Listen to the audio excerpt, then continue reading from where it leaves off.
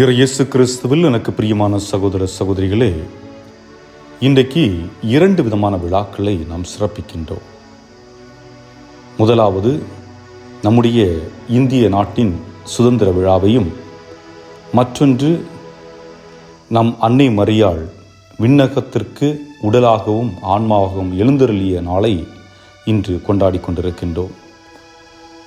முதன்மையான கருத்து என்னவென்றால், அடிப்படையாக சிந்திக்க வேண்டியது சுதந்திரம்.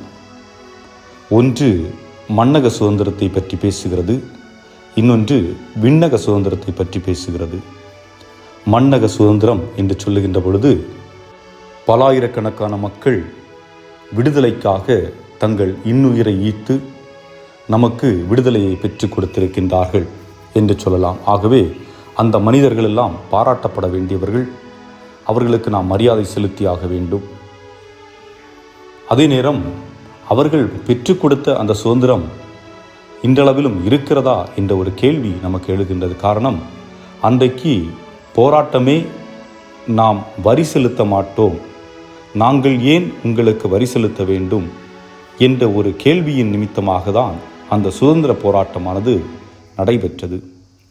ஆனால் இன்றைக்கு குழந்தைகள் குடிக்கும் பாலிலிருந்து நோயுற்று படுக்கையில் இருக்கும் நோயாளிகள் வாங்கும் மாத்திரை வரை ஒவ்வொன்றுக்கும் வரி செலுத்தி கொண்டிருக்கின்றோம்.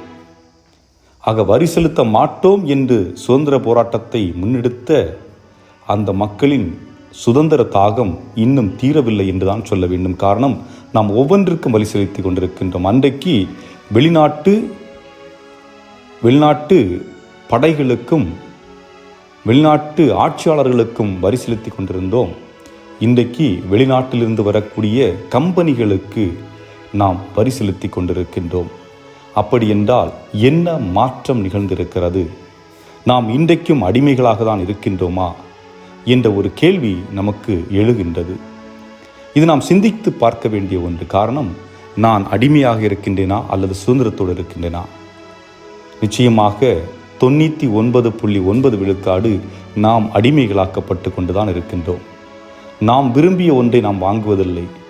நாம் இதைத்தான் விரும்ப வேண்டும், நாம் இதைத்தான் உண்ண வேண்டும், நாம் இதைத்தான் பார்க்க வேண்டும் என்று அனைத்தையுமே முடிவு செய்யக்கூடிய ஒரு சிலருடைய அடிமைகளாக நாம் வாழ்ந்து கொண்டிருக்கின்றோம். ஆக இந்த சுதந்திர நாளன்று நம்முடைய சுதந்திரத்தை பற்றி நாம் கேள்வி கேட்டு நாம் விழிப்புணர்வு அடைய வேண்டும். அதே நேரத்திலே மண்ணக சுதந்திரத்தை விட விண்ணக சுதந்திரம் சிறந்தது. ஏனென்றால் மனிதனுடைய வாழ்வு இங்கு எப்பொழுதும் நிலைத்திருக்கப் போவதில்லை. மாறாக விண்ணக சுதந்திரத்திலே எப்பொழுதும் நிலைத்து நிற்க முடியும். அங்கே சுதந்திரம் நிச்சயமாக உண்டு, சுதந்திரம் அனைவருக்கும் கொடுக்கப்பட்டிருக்கிறது என்பதை விளக்கும் விதமாக தான் அன்னை மரியினுடைய இந்த விண்ணேற்பு விழாவினை நாம் இன்றைக்கு பார்க்கின்றோம். அந்த விண்ணக சுதந்திரம் நமக்கு அன்னை மரியாள் என்ற பெண் வழியாக கொடுக்கப்படுகின்றது. இயேசுதான் கொடுத்தார், நான் இல்லை என்று சொல்லவில்லை. ஆனால் அன்னை மரி என்ற ஒரு பெண்ணை ஆண்டவர் தேர்ந்தெடுக்கின்றார். 14 வயதான ஒரு பெண்மணி, சிறுமி என்று கூட சொல்லலாம். ஆனால் வயதிற்கு வந்த ஒரு பெண்மணியை ஆண்டவர் அழைக்கின்றார். எதற்காக? அவருடைய திட்டத்தை இந்த உலகிற்கு கொண்டு வருவதற்காக. ஆனால் 14 வயதில் இருக்கின்ற ஒரு பெண்மணி 2000 ஆண்டுகளுக்கு முன்பாக எப்படிப்பட்ட தைரியசாலியாக இருந்திருக்கிறார் என்பதை நாம் இன்றும் பூரித்து போய்தான் பார்க்க வேண்டியிருக்கிறது. காரணம், யூதர்களின் சட்டத்தின் அடிப்படையிலே ஒரு பெண் திருமணத்திற்கு முன்பாக கருவுற்றால் அவள் கல்லால் எறிந்து கொல்லப்பட வேண்டும் என்பது நியதி. ஆனால் மரியாள் எதை பற்றியும் கவலைப்படவில்லை. தைரியமான ஒரு பெண்மணியாக வானதூதரின் வார்த்தைகளை முழுமையாக நம்புகின்றார்.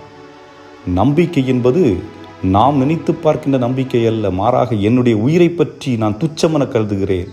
எது நடந்தாலும் கடவுளுக்காக என்னை நான் முழுமையாக அர்ப்பணம் செய்கிறேன். என்னை தியாகம் செய்வதற்கு நான் தயாராக இருக்கின்றேன் என்ற எண்ணத்தில், அந்த தைரியத்திலே ஆண்டவருக்கே வாக்கு கொடுக்கின்ற ஒரு பெண்மணியாக பார்க்கின்றோம். தைரியசாலி. அந்த தைரியத்தை நாம் நம்முடைய வாழ்வில் கற்றுக்கொள்ள வேண்டும். சுதந்திரத்திற்கு எதிராக செயல்படுகின்ற ஒவ்வொன்றிற்கு எதிராகவும் நாம் நிற்க வேண்டும் என்றால் இத்தகைய தைரியம், என் உயிர் போனாலும் கவலை இல்லை என்று அன்னை மரியாளை போன்று துணிந்து நிற்கக்கூடியவர்களாக நிற்க வேண்டும் என்று முதல் செய்தியாக நமக்கு அவள் சொல்லிக் கொடுக்கின்றார். இரண்டாவதாக அந்த அன்னை ஆண்டவர் இயேசுவை கருவிலே சுமக்கின்றாள். சுமந்தவள் என்ன செய்கின்றாள்? வானதூரின் வார்த்தையை கேட்டு எலிசபெத் அம்மாவை சந்திப்பதற்காக செல்லுகின்றார். எலிசபெத் அம்மாவை சந்திக்க செல்லுகின்ற அந்த நேரத்திலே அவளுடைய மனதிலே தன்னை பற்றிய ஒரு எண்ணம் இல்லை. மாறாக அந்த எலிசபெத் அம்மா வயது முதிர்ந்தவராக இருக்கின்றார், அவருக்கு என்னுடைய உதவி தேவைப்படும் என்று கால்களால் நடந்து செல்லுகின்றார். அப்பொழுது வாகனங்கள் இல்லை, ஏரோப்ளேன்கள் இல்லை, ஹெலிகாப்டர்கள் இல்லை, கார்கள் இல்லை, எதுவும் இல்லை. ஆனால் கழுதையிலே பயணம் செய்யலாம், அல்லது நடந்து பயணம் செய்யலாம், குதிரை வண்டியிலே பயணம் செய்யலாம். இப்படித்தான் அந்த காலகட்டத்திலே அன்னை மரியாள் எலிசபெத் அம்மாவை சந்திக்கின்றார். சந்தித்தது மட்டுமல்ல, அங்கு 6 மாதம் தங்கி அவருக்கு உதவி புரிகின்றார். எப்படிப்பட்ட தாழ்ச்சி என்று பாருங்கள். தன்னுடைய வயிற்றில் இருப்பது கடவுளின் தேவகுமாரன், ஆனால் கொஞ்சம் கூட நான் கடவுளின் தாய் என்ற மமதை அவளிடம் இல்லை. தன்னை துச்சமென கருதிவிட்டு தன்னுடைய உதவிதான் மற்றவர்களுக்கு இப்பொழுது தேவை என்று இறங்கி செய்யக்கூடிய ஒரு பெண்மணியாக இருக்கின்றார். ஆக தாழ்ச்சி என்ற ஒரு பண்பு நாம் அன்னையிடமிருந்து கற்றுக்கொள்ள வேண்டும். உதவிகர நீட்டக்கூடிய ஒரு பண்பினை நாம் கற்றுக்கொள்ள வேண்டும். அன்புக்குரியவர்களே, உடலுக்கும் ஆன்மாவிற்கும் முக்கியத்துவம் கொடுக்க வேண்டும் என்பதையும் அன்னை நமக்கு சொல்லிக் கொடுக்கின்றார். ஏனென்றால் அந்த நிலையிலும் தன்னுடைய உடலையும் ஆன்மாவையும் புனித நிலையிலே வைத்திருக்கின்றார்.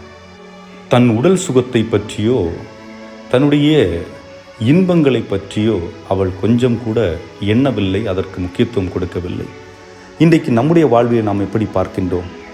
என்னுடைய சுகம், என்னுடைய இன்பம், என்னுடைய தேவை, என்னுடையது என்றுதான் நாம் வாழ்ந்து கொண்டிருக்கின்றோம். ஆனால் அன்னை அவர்கள் மற்றவருடைய, பிறருடைய, அவர்களுக்கு என்ன உதவி வேண்டும், இவர்களுக்கு என்ன உதவி வேண்டும் என்று பிறர் நலம் பேணக்கூடிய ஒரு தாயாக இருக்கின்றாள். அப்படிப்பட்ட அந்த அன்னையை ஆண்டவர் உடலோடும் ஆன்மாவோடும் விண்ணகத்திற்கு எடுத்துச் செல்லுகின்றார். இங்கே ஒரு சந்தேகம் வரும், இயேசு உயிர்த்தெழுந்து போனது போல அன்னை மரியாள் போனார்களா என்று. நிச்சயமாக இல்லை. அன்னை மரியாள் இறந்த பின்பு ஆண்டவர் அவருடைய உடலை இங்கே விட்டு வைக்க விரும்பவில்லை. ஆகவே அந்த உடலை மகிமைப்படுத்தும் விதமாக மேலோ அவர் விண்ணகத்திற்கு எடுத்துச் செல்லுகின்றார். ஆக உடலோடும் ஆன்மாவோடும் அன்னை மரியாள் விண்ணகத்திற்கு எடுத்துச் செல்லப்பட்டதனால்தான் அவள் தன்னுடைய ஒரு காட்சியிலே தான் அமலவற்பவ மரியா என்று வெளிப்படுத்துகின்றார். அன்னையினுடைய காட்சியை ஆங்காங்கே மக்கள் பெற்றுக்கொண்டிருக்கின்றார்கள். ஆனால் திருச்சபை அனைத்து காட்சிகளையும் அங்கீகரிப்பதில்லை. ஆனால் வெவ்வேறு காட்சிகளை அங்கீகரிக்கின்றனர். அப்படி என்றால் என்ன? அன்னை இன்றைக்கும் ஆண்டவரிடத்திலே அவர் அருகிலே அமர்ந்து நம்முடைய தேவைகள் என்ன என்பதை ஆண்டவரிடத்தில் எடுத்து கூறி நம்முடைய தேவைகளை நிறைவு செய்து கொண்டிருக்கின்றார். இதுதான் அன்னையினுடைய பணி. ஆக அன்னை நமக்கு காட்டுகின்ற பாதை என்ன? மகனே, மகளே, கலங்காதே. அங்கே உனக்கு சுதந்திரம் கிடைக்கவில்லை என்றாலும் வருத்தப்படாதே, தாழ்ச்சியோடு இரு. இங்கே விண்ணக வாசல் உனக்காக திறந்திருக்கிறது. நீயும் நானும் என்னுடைய மகனும் நாம் சேர்ந்து நிச்சயமாக வாழ்வோம், நாம் சேர்ந்து நிச்சயமாக இருப்போம் என்று நமக்கு தைரியம் கொடுக்கக்கூடிய ஒரு விழாவானது இன்றைய விழா. அன்புக்குரியவர்களை சிந்தித்தவர்களாக அன்னை மரியாள் வழியாக நம்முடைய குடும்பத்தையும் நம்முடைய தாய் திருநாட்டையும் ஒப்பு கொடுப்போம். அன்னையுடைய அருளும் ஆசிரும் உலகம் முழுவதும் பொங்கி வழிவது போல் இங்கேயும் இந்த நாட்டிலும் அன்னை இறைவனுடைய அருளை பெற்று நம் அனைவருக்கும் கொடுத்து நம்மையும் வழிநடத்த இந்த நாளிலே ஒப்புக்கொடு ஜெபிப்போம். இறைவன் உங்களையும் உங்கள் குடும்பத்தையும் நிறைவாக ஆசீர்வதிப்பாராக. ஆமென்.